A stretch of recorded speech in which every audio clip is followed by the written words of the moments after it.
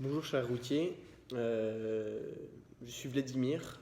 Pierre-Éloi m'a proposé de vous faire une petite vidéo sur une partie du cérémonial du départ routier, comme il a commencé à le faire depuis ce début de confinement. Et donc j'ai accepté.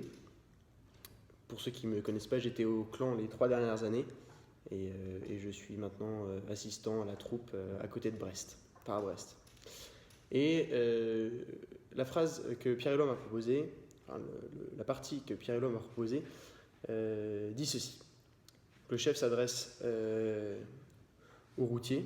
En débouchant sur la route, sais-tu que tu consens d'avance au don de toi-même à tout venant, que tu n'appartiens plus à toi mais aux autres, es-tu prêt à servir? Et le routier de répondre, oui chef, je demande d'être considéré comme étant toujours de service.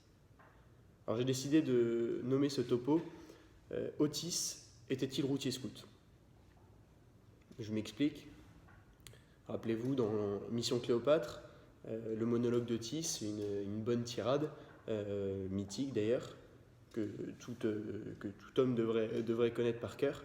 Il dit, à la fin de sa tirade, je leur dis que c'est ce goût de l'amour, ce goût donc qui m'a poussé aujourd'hui à entreprendre une construction mécanique, mais demain, qui sait, peut-être, à me mettre simplement au service de la communauté, à faire le don de soi. C'est pour ça que j'ai nommé cette petite vidéo « Otis était-il routier scout ?» Est-ce qu'il avait tout compris et est-ce qu'il était routier? Je reprends la phrase du cérémonial du départ « Tu n'appartiens plus à toi mais aux autres ». Ça peut sembler un peu dur quand même. Pourtant Otis l'a bien compris, appartenir aux autres, c'est servir la communauté en consentant à consacrer son temps et son énergie pour quelque chose qui ne nous est pas directement utile, au sens matériel du terme. Mais alors quel est le bien qui sort de cet engagement? Est-ce que, en fait, c'est pas juste un esclavagisme inventé par la Strauss de la GSE pour trouver des chefs? Heureusement non. Sinon, le mouvement n'aurait pas beaucoup d'avenir. Remontons quelques années avant Otis, quand 12 bonshommes ont tout lâché pour servir un autre bonhomme qui les avait appelés alors qu'ils étaient en train de pêcher sur une plage. Ils ont tout donné. Par amour, ils ont accepté d'être bousculés jour après jour pendant 3 ans, les 3 ans du ministère de Jésus, et puis ensuite jusqu'à la fin de leur vie, pour quelque chose qu'ils ne percevaient même pas totalement. Alors ensuite, les disciples, nous, en fait, nous tentons d'être tant bien que mal des saints. Nous tentons de marcher vers la sainteté. Saint Paul nous le rappelle dans la première lettre aux Corinthiens, au chapitre 6, versets 15 à 19. J'ai pris des petits extraits. Ne savez-vous pas que vos corps sont membres du Christ? Ou bien ne savez-vous pas que votre corps est un temple du Saint-Esprit qui est en vous et que vous tenez de Dieu et que vous ne vous appartenez pas? Donc on voit bien que le cérémonial du départ routier, il n'est pas fondé sur n'importe quoi. On pourrait même dire c'est ce passage que nous sommes en train d'étudier est directement tiré de la première lettre aux Corinthiens. Alors, étant membre du Christ, nous cherchons à imiter le Christ. Au service des hommes, le routier scout, il désire servir et sauver son prochain, comme le dit l'article 3 de la loi scout, en tout lieu. Par sa réponse, la réponse, je vous le rappelle, c'est « Oui, chef, je demande d'être considéré comme étant toujours de service », le routier renonce à l'égoïsme pour se mettre au service des autres. Lors de sa promesse, le scout affirme qu'il n'attend aucun avantage matériel. Bon, très bien. Pour autant, le scoutisme offre bien plus que des avantages matériels. Alors pourquoi se donner et se mettre au service des autres, et comment? Ce sera les 2 axes de réflexion que j'ai choisi de prendre pour aujourd'hui. Pourquoi se donner et se mettre au service des autres? Sans tomber dans les banalités, c'est notre devoir de chrétien et notre honneur de scout. Pourquoi notre devoir de chrétien? Nous croyons que Dieu nous a créés. C'est la révélation, comme en parlait Pierre-Éloi dans sa dernière vidéo. Il nous a aussi offert une liberté absolue, et je vous le rappelle, la liberté, ce n'est pas de tout faire, c'est de dépendre des bonnes personnes. Et quelle meilleure dépendance en fait que celle du Christ, et de tous ceux qui ont marché à sa suite et qui sont reconnus comme tels, les saints. Alors pour exploiter au mieux cette liberté qui nous est offerte, et dépendre des bonnes personnes, celles qui nous mèneront au vrai bonheur, non pas un bonheur artificiel, un seul moyen, l'imitation. pourrais citer les 4 évangiles du début à la fin, tant les exemples sont abondants. Et si ça ne vous suffit pas, après la lecture de ces 4 évangiles, plongez-vous dans les vies de saints.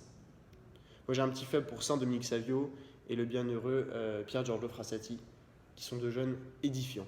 Plongez-vous dans leur biographie, c'est fantastique et j'en ai tiré beaucoup de fruits. En revenons au devoir. Le devoir de chrétien. Le psaume 115 nous dit bien « Comment rendrai-je au Seigneur tout le bien qu'il m'a fait ?» C'est une invitation à la réflexion.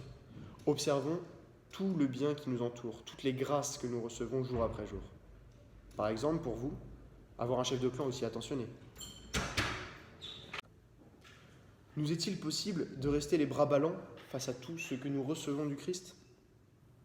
J'en viens à notre honneur. Honneur de scout, mais aussi honneur d'être scout.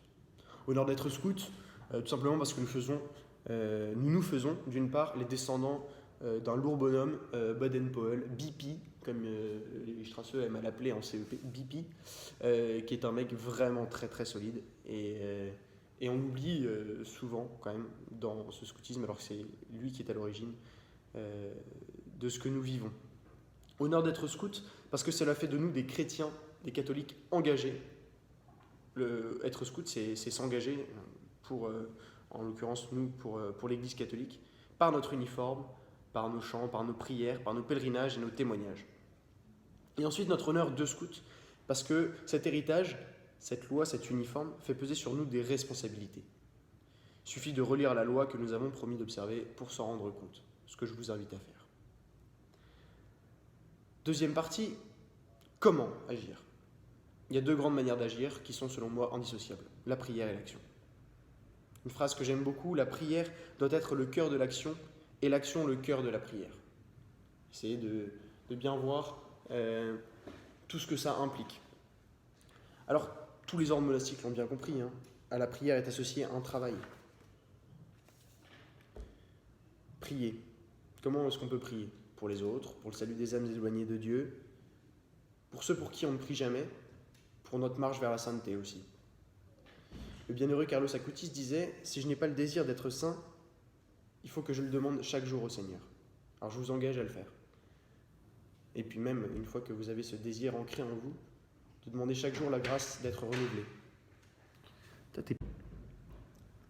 Et enfin, la prière. La prière guide notre action, elle demande à être mûrie. C'est peut-être pour ça d'ailleurs qu'il faut 10 minutes à Otis pour dire qu'il fait le don de lui-même. Agir. Ensuite, agir. Le service gratuit et désintéressé. C'est un des seuls moyens. Non, il en existe plein, mais c'est celui-là qui nous est proposé par le cérémonial du départ routier. Le don de soi, il vient dans le fait de donner son temps, son énergie pour d'autres, pour une bonne œuvre, comme je le disais au début de cette vidéo. C'est le sens du service pris par le RP, lorsque, après sa longue piste, après avoir mûri son engagement, il vient à s'engager pour quelques années au service du scoutisme. Au service du clan, d'ailleurs pas que du scoutisme, au service du clan ou au service d'une œuvre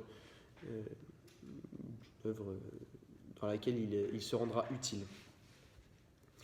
Et sous le regard de Dieu, le routier scout renonce à son confort pour être prêt à partir sur les traces du Christ au service des plus petits. Alors que ce soit dans le scoutisme, que ce soit à l'Ordre de Malte, à la Croix-Rouge, dans une aumônerie, n'importe où, il doit être sur les traces du Christ. Et ce don, il peut se faire que dans la prière. Pour ça, je vais vous lire une petite prière qui a été écrite par Guy de Larigaudy. Dans Étoile en grand large, on la retrouve. Un magnifique livre d'ailleurs que je vous recommande très fortement. Mon Dieu, je vous offre cette journée, toutes mes actions, toutes mes pensées, toutes mes paroles, tous mes pas, tous mes gestes, toutes mes joies et toutes mes tristesses, tout ce que je pourrais faire de bien en ce jour, ô mon Dieu, je le dépose à vos pieds pour votre gloire et le salut des âmes. Ça, c'est la petite prière qui nous propose. Et une petite phrase comme ça qui est perdue au milieu de ses pensées, apprendre à bavarder avec Dieu. Voilà le moyen d'ancrer son action dans le Christ, dans la prière. Enfin, les fruits. Évidemment, il y a des fruits à tout ça. Ce ne sont pas des fruits matériels, puisque nous y avons renoncé par notre promesse. Ce sont des fruits spirituels, intérieurs. La joie profonde, par exemple, de voir le sourire chez ceux que l'on a servis, du scout au sans-abri en passant par le passant ou la vieille dame. Et le sentiment de marcher à la suite de Dieu et de s'approcher lentement peut-être, mais s'approcher tout de même de l'idéal de sainteté que nous voulons vivre, que nous désirons acquérir. Alors voilà, cher routier, cette phrase du départ routier qui parle du service, du don de soi, de ne plus s'appartenir, de renoncer à soi-même, c'est bien ce que le Christ demande. Si quelqu'un veut marcher à ma suite, qu'il renonce à lui-même, qu'il prenne sa croix et qu'il me suive. Cela, on ne peut le faire que avec Jésus. Alors je vous engage à ne jamais dissocier et la prière et l'action et à demander la sainteté.